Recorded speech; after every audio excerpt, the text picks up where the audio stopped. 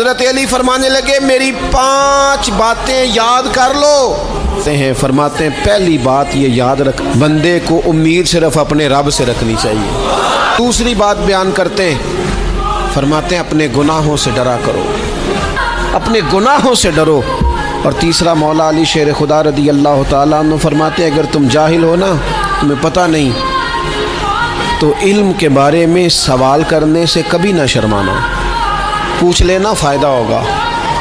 اور حضرت علی شیر خدا چوتھی بات ارشاد فرماتے ہیں یہ علماء کے لیے، فرمایا اگر عالم کو کسی مسئلے کا علم نہ ہو تو غلط بات نہ بتائے بلکہ کہہ دے واللہ اعلم، اللہ بہتر جانتا ہے۔ اور 5ویں بات حضرت علی شیر خدا ارشاد فرماتے ہیں یاد رکھنا، ایمان میں صبر کی وہی حیثیت ہے جو جسم میں سر کی حیثیت ہے۔